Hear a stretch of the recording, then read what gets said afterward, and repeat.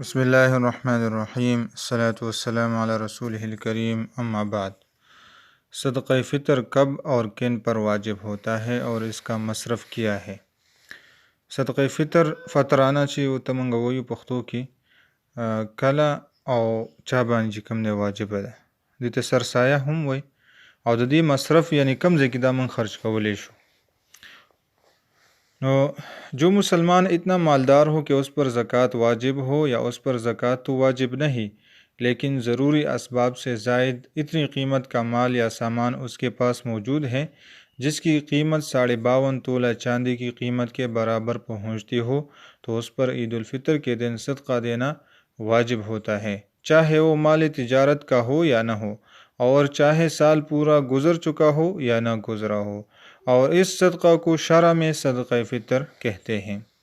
یعنی چې کوم مسلمان دومره مالدار چې هغه باندې زکات واجب وي، یا به زکات واجب خو نه وي، خو دومره د ضرورت نه زیات سامان هغه سره موجود وي چې د هغې قیمت 52 توله 2.50 نیمې تولې سپین زرو قیمت ته ورسي، چې دومره ضرورت نه زیات سامان سره وي، نو په هغه باندې عید الفطر صدقه یعنی سرسایه واجب کیږي.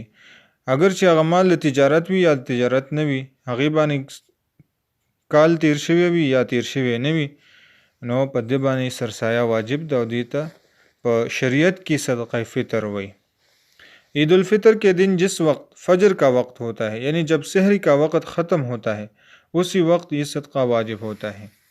د وړو کې اختر په ورځ باندې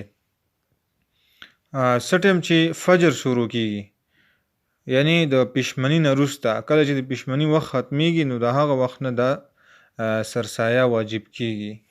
اور عید کی نماز کے لیے جانے سے پہلے اسے ادا کرنا ضروری ہے، اور د اختر منځنه مخکې دا ادا کول ضروری دی.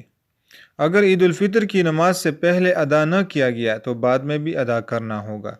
که د اختر د مونځ نه مخکې چا ادا نه کړه، نو بعد کې به هم ادا کول ضروری وي، لیکن بعد میں ادا کرنے سے صدقہ کی فضیلت ختم ہو جائے گی اور یہ عام صدقہ بن جائے گا.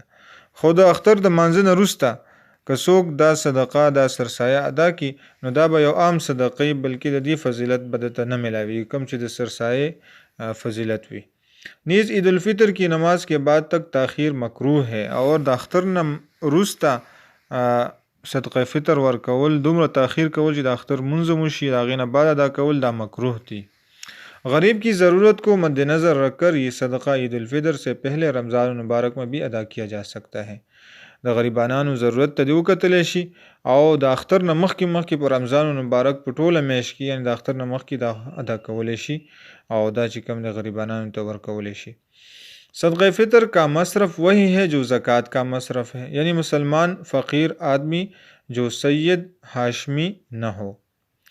د سرسایه د صدقه فطر خرج کولو ځای همغه دی کوم ځای کې چې موږ زکات خرج کوو، یعنی په کومو کسانو باندې چې زکات کیږي، زکات خوړلی شي، اخیستلی شي، هغه خلک ته موږ سرسایه هم ورکولی شو. خو مسلمان سید هاشمی هغه ته موږ نشو ورکولی، کوم ته چې موږ شاګان وایو، شاه صاحب د نبی علیه السلام د اولاد نه چې کوم خلک دي، هغوی ته دا نشي ورکولی، بلکې هر مسلمان د دې نه علاوه هر مسلمان فقیر ته، مسکین ته دا ورکولی شي. فقط والله اعلم.